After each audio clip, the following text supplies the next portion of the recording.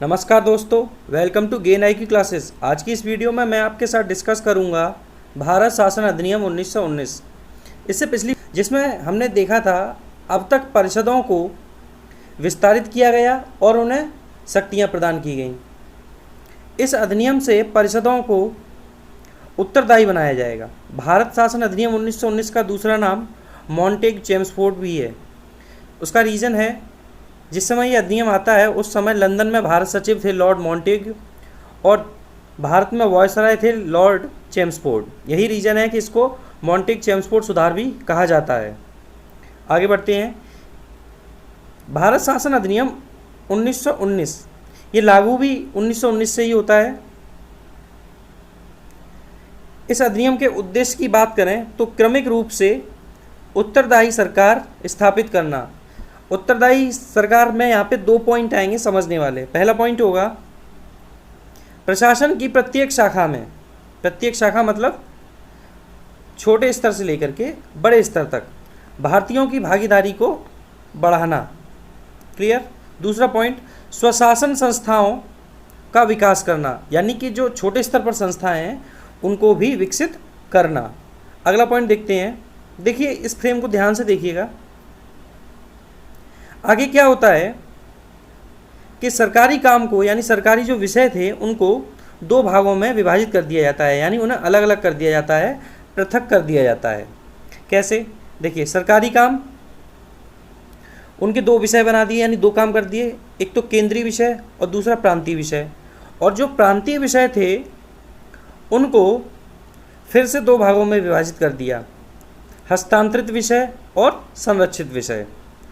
यानी जो प्रांतीय विषय थे जिनको हमने 2 पार्टों में यहाँ पे उन्होंने 2 पार्टों में डिवाइड किया था। पहला हस्तांतरित विषय, दूसरा संरक्षित विषय। और ये जो सिस्टम था, इसी सिस्टम को नाम दिया गया यूनानी शब्द से डायरकी, यानी कि डायरकी हम इसी सिस्टम को बोलते थे जिसमें प्रांतीय विषयों को 2 भागों में विभाजित किया गया था। आगे देखते हैं। यानी द्वैत शासन प्रणाली की आरंभ हुई थी यहाँ पे। आगे देखिए, ये जो 2 विषय थे यानी हस्तांतरित विषय और संरक्षित विषय, इन पे जो गवर्नर था वो कैसे काम करता था। तो जो प्रांतीय विधानमंडल के प्रति उत्तरदायी मंत्री थे उनके द्वारा हस्तांतरित विषयों को गवर्नर देखता था। और जो संरक्षित विषय थे उन्हें गवर्नर कैसे देखता था। तो जो प्रांतीय विधान मंडल के प्रति,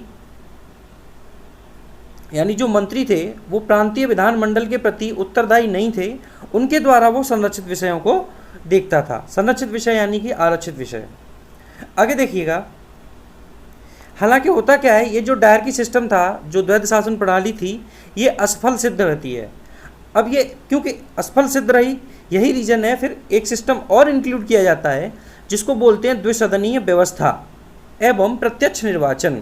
तो इसी अधिनियम के तहत द्विसदनीय व्यवस्था एवं प्रत्यक्ष निर्वाचन का आरंभ भी किया गया।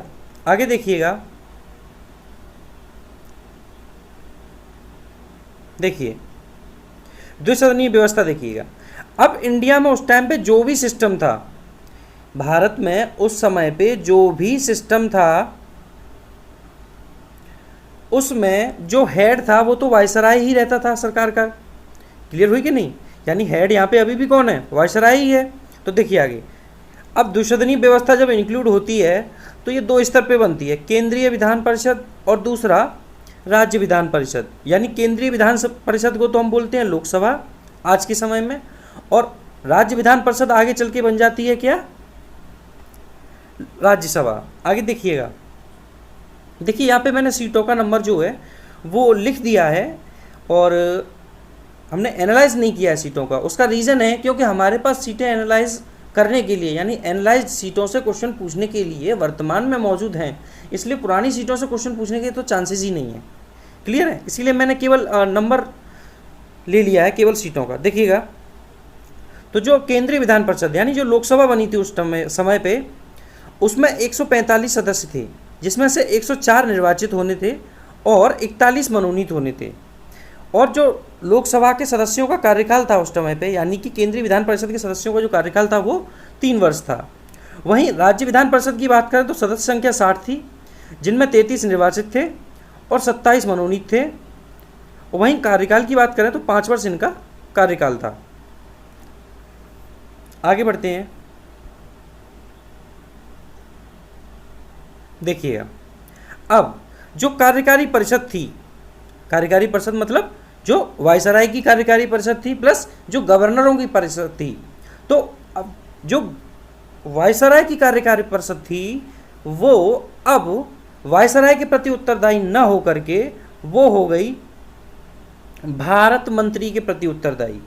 और उसमें जो सदस्यों का वर्गीकरण था, यानी कि उसमें जो कार्यकारी परिषद के जो 6 सदस्य थे, जिनमें एक चीफ कमांडर होता था और 5 अन्य सदस्य होते थे, तो उसमें क्या किया, और 6 कार्यकारी सदस्यों की जो परिषद थी उसमें 3 भारतीय होना अनिवार्य कर दिया। ध्यान रखिएगा इस पॉइंट को। ये जो कार्यकारी परिषद थी तो भारत शासन अधिनियम के तहत इसमें 6 में से 3 भारतीय होना अनिवार्य कर दिया। और वो 3 कौन होंगे? भारतीय उच्च न्यायालय के वकील इसके योग्य थे। आगे देखिएगा, बाकी ये जो 3 सदस्य बचे, इसमें 1 कमांडर इन चीफ और 2 अन्य सदस्य थे। क्लियर है पॉइंट? आगे देखिए, भारत मंत्री के नियंत्रण को घटा दिया गया। यहाँ पे देखेंगे आपका आगे क्या होगा कि भारत मंत्री के नियंत्रण को भी घटा दिया जाता है। आगे देखिए, फिर इसमें और ऐसे क्या डिसीजन लिए जाते हैं जो आगे आने वाले एक्ट को और रीजन बनेंगे। देखिएगा,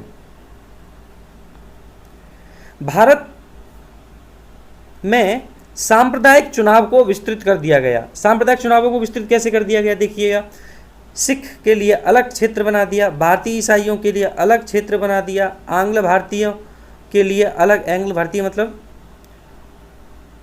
आंग्ल भारतीय देखिए वो लोग होते थे जैसे जो ब्रिटिशर्स इंडिया में शादी कर लेते थे और फिर यहीं रहने लगते थे, तो जो उन ब्रिटिशर्स की जो संतानें होती थी उनको आंग्ल भारतीय कहते थे। आगे देखिएगा, यूरोपीय के लिए अलग सीट रिजर्व कर देते हैं यहाँ पे।